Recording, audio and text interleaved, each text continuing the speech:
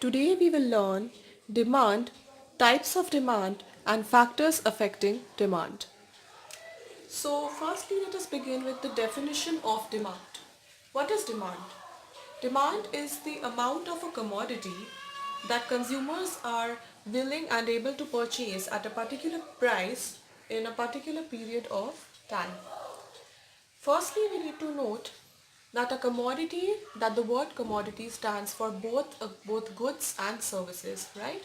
It is a collective term used to denote both goods and services. Now, demand refers to the amount of a commodity, that is a good or service, that consumers are willing and able to purchase at a particular price in a particular period of time.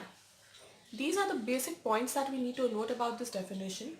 It refers to both goods and services, firstly. Secondly, we cannot say that if a person is willing to consume a commodity, then that is a part of demand of the economy. Second point basically means willingness backed by purchasing power.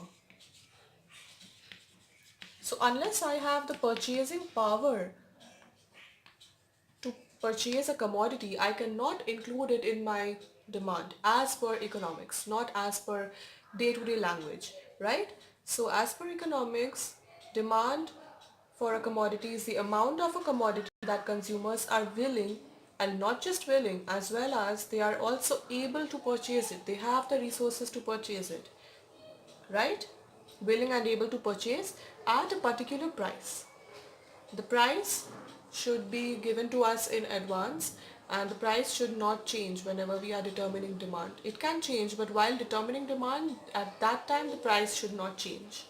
And it is made, this is the third part of the definition, and in a particular period of time, right? So period of time shows that demand is basically a flow concept. It is measured in a period of time, not at a particular point of time, right? If I demand a helicopter today but I am not demanding it tomorrow, then I cannot include it in my month's demand. Demand is measured over a period of time, say a month or a year, right? It is not measured on a particular day or at a particular time. It is basically a flow concept that is measured over a period of time. So now these are the very important points that must be included in the definition of demand. Now we move on to the types of demand, right? So what are the basic types of demand? The first type is income demand. What is income demand? The demand of a commodity that depends only on the income of the person. Depends only on income of the person is called income demand. Now income demand can increase with increase in income, or it can fall with increase in income. Suppose my income increases and initially I was purchasing uh, uh, well branded goods, right? So if my income increases, I will purchase more of those branded goods, right? So with an increase in income, I will purchase more of branded goods. So my income demand in this case is positive.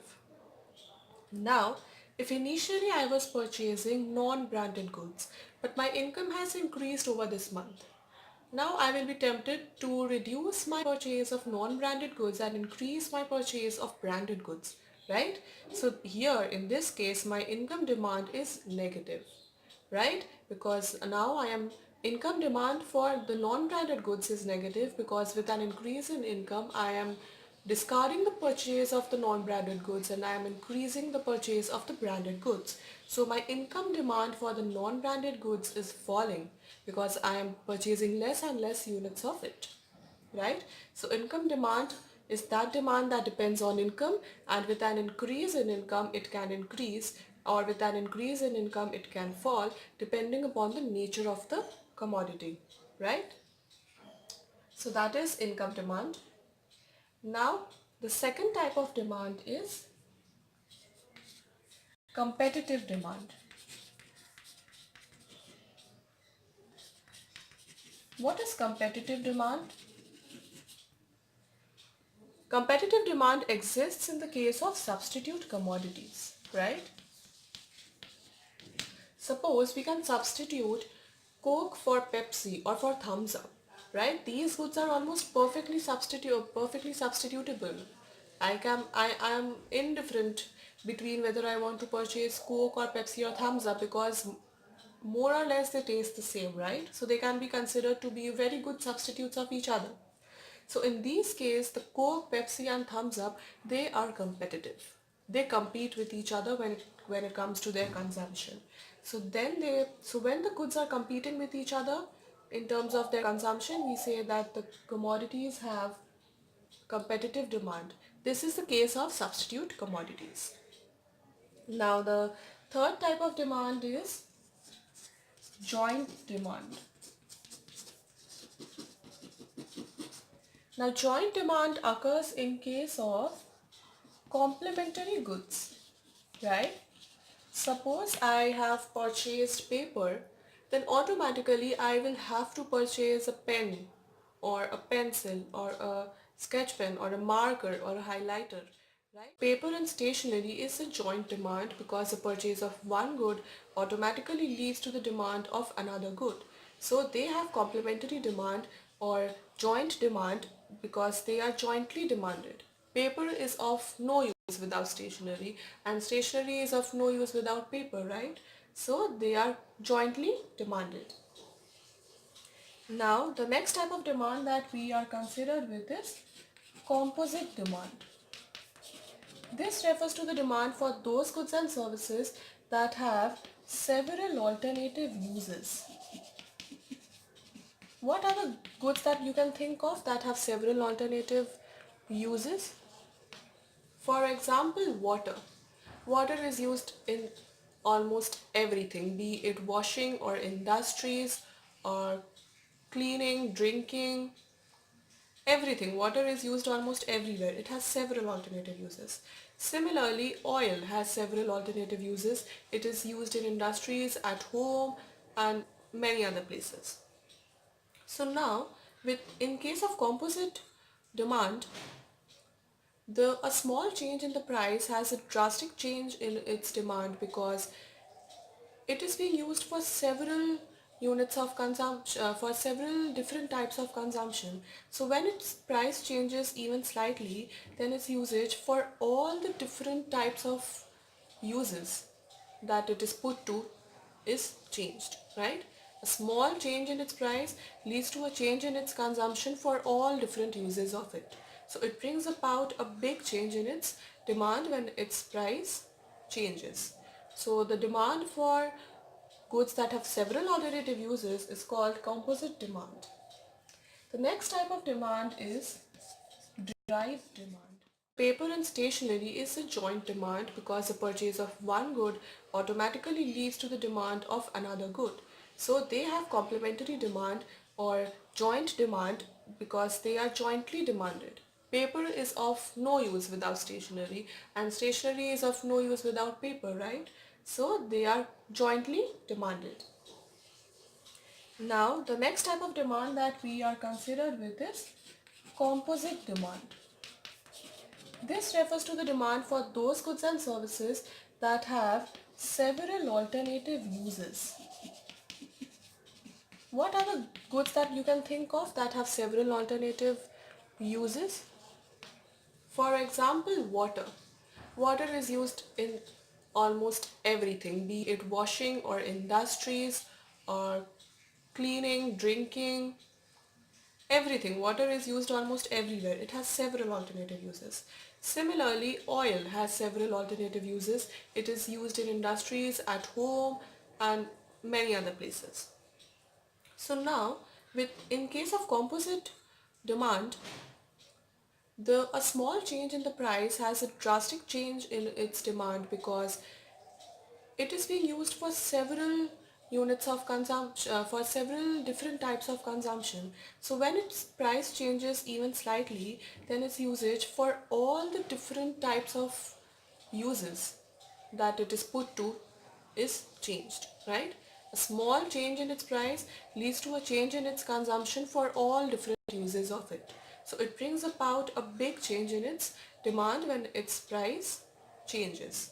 So the demand for goods that have several alternative uses is called composite demand.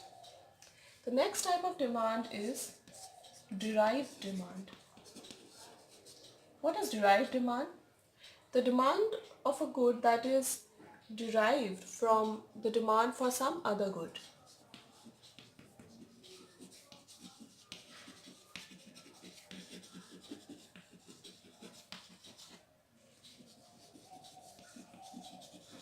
For example, the demand of labor service is usually a derived demand because at the end of the day what the laborer is producing, he is producing goods and services, right?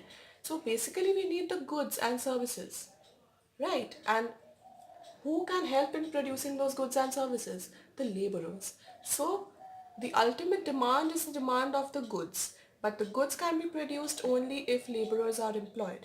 So the demand for laborers is a derived demand, right? For example, you need pen. You need pens for writing, right? But who will produce the pens? A certain set of laborers will produce the pens. So when you are creating a demand for pens, you are indirectly creating a demand for laborers as well. In this case, the demand for laborers is thus a derived demand because it is arising from the demand of some other good, right?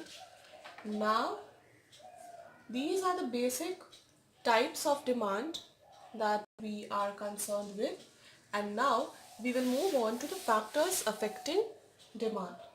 So what is the foremost factor that affects demand? The most important factor affecting demand is the price of the commodity. Usually what happens is that if the price of the commodity rises, if price rises, quantity consumed falls. Right? Right? This is the usual case. There is an inverse relation between price and quantity, right? Price rises, consumption falls. Price falls, consumption rises. This can be shown graphically. This is a usual demand curve where this is the price axis and this is the quantity axis.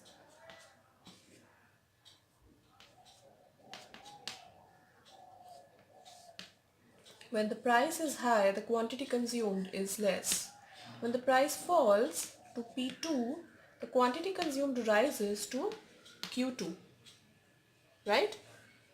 So there is an inverse relation between price and quantity.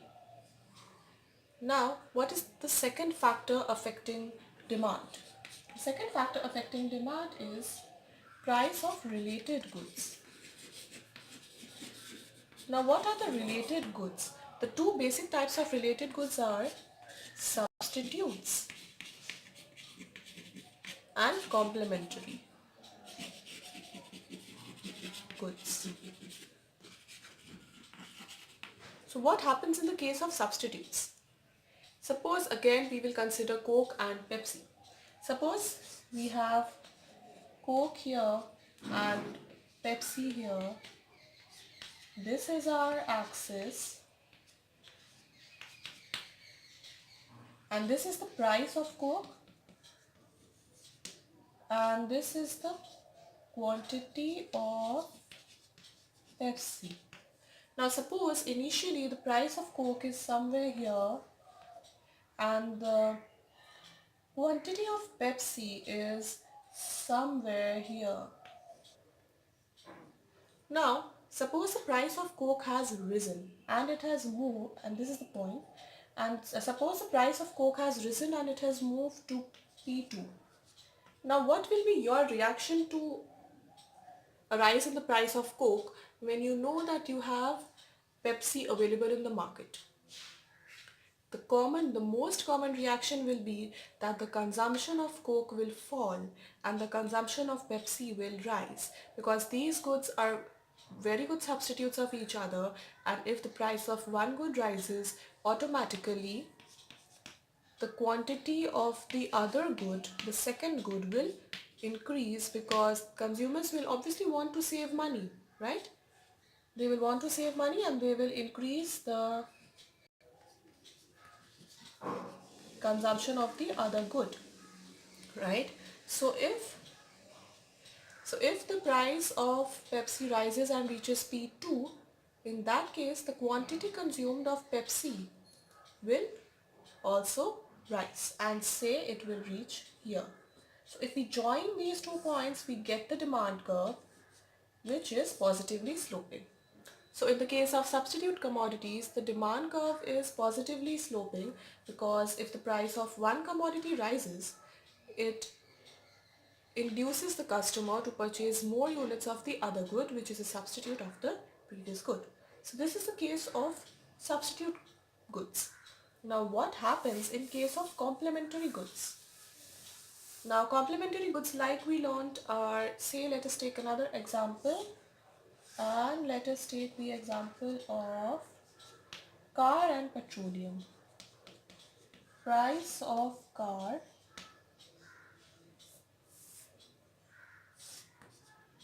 and quantity of petrol.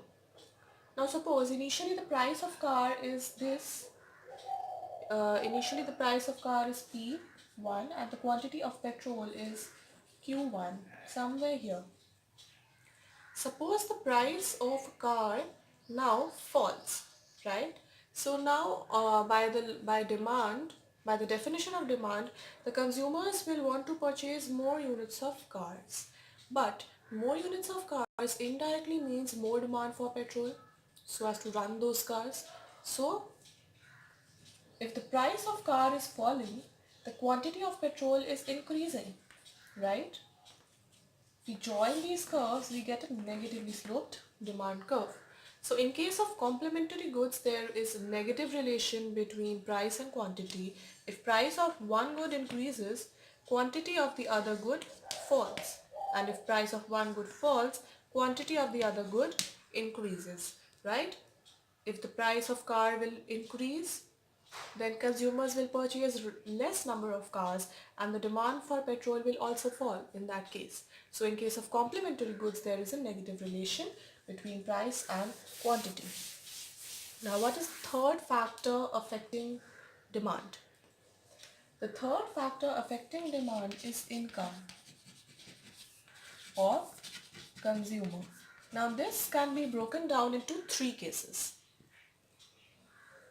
First case is the case of normal goods. So how can you define normal goods? Normal goods are those goods in which if income increases, quantity purchased also increases. If income falls, quantity purchased falls. These are the most common types of goods. For example, if your income increases, you want to purchase more of clothes, more of like luxury food. You want to eat more at restaurants. So this is the case that normally happens in case of normal goods, that if income increases, quantity purchased also increases. This can be shown graphically, like suppose this is the income, this axis, y-axis shows the income denoted by y, and the x-axis shows the quantity denoted by q. So income increases, quantity demanded also increases. So there is a positive relation between income and quantity, right? If price is this, P1, quantity is this. If income is this, If income increases to Y2, quantity purchased also increases and reaches Q2, right? So there's a positive relation between income and quantity in case of normal goods. This is part 1. Now we move to the second type of goods, which are the inferior goods. Suppose initially, now what happens basically in case of inferior goods is that if the income of the consumer rises, quantity consumed of the inferior good falls. And if the income of the consumer falls, quantity consumed of the inferior good rises. Right? Suppose initially the consumer was purchasing non-branded goods. Now his income has increased. Obviously, he would want to purchase better quality goods, right? Better quality clothes, and he will move to the purchase of branded clothes. Negative relation between income and quantity in this case, and in this case the graph will be somewhere like this, right? If income is less, quantity consumed is more, and if income is more, quantity consumed is less, right? This is the case of inferior goods. Now there's a third category as well, which is the necessary goods. What are the necessary goods? Necessary goods are those goods that are required for basic human survival, such as food and shelter, basic clothing. What happens in this case? Suppose the income rises, right? In this case, what happens is that quantity consumed also rises, but only up to a certain extent, right? There's a certain extent to which you will consume food. There's a certain extent to which you will cons- you will purchase a shelter or a home, right? So in this case, if I'll draw the graph here, in this case, if income of the consumer rises, quantity consumed increases up to a certain extent, which is the maximum amount of the saturation point of the consumer, beyond which even if his income increases, he does not want to purchase more units of that commodity.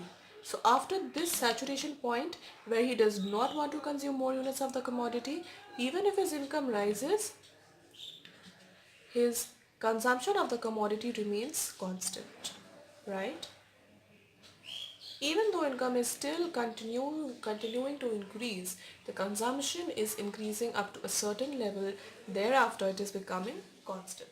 One factor affecting demand is consumer taste and preferences, right? Uh, so what comes under consumers' taste and preferences?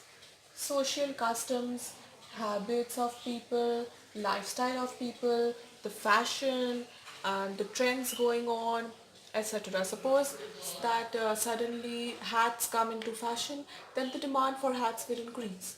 Now suppose that hats go out of fashion and boots come into fashion. So the demand for hats will fall and the demand for boots will increase. So consumers' taste and preferences also determine the demand pattern. What is the next factor affecting demand? The next factor affecting demand is consumer expectations. Suppose the consumer expects that in future the price of a commodity will fall. So what will happen? Normally in the present situation, even if the price of the commodity is less in the present situation, the consumer will still postpone his demand to the future period where he expects the price to fall further, right? So in the present period, his demand for the commodity will fall because he is expecting that the price of the commodity will fall further in future. Similarly, if the consumer expects that the price of a commodity will rise in the future, then even if the present price of the commodity is higher than the ordinary price, in that case his demand for the commodity in the present period will still rise because he is expecting a further rise in the price of the commodity in the future. Now, what is the sixth factor affecting demand? It is consumer credit facility.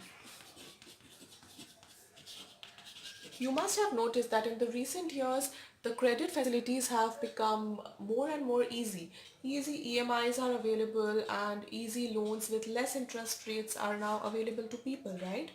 So easier credit facilities create the demand for those goods for which the consumers would never have created demand. People who cannot afford to buy a car are still buying it because easy EMIs in cars are available that do not put much pressure on their budget. So, the consumer credit facilities also help to determine demand. The more and better consumer credit facilities available, the more demand for durable goods which are usually high priced, right? Now, what else is there? The seventh factor affecting demand is government policies. So the basic government policies that affect consumers are those of taxes and subsidies.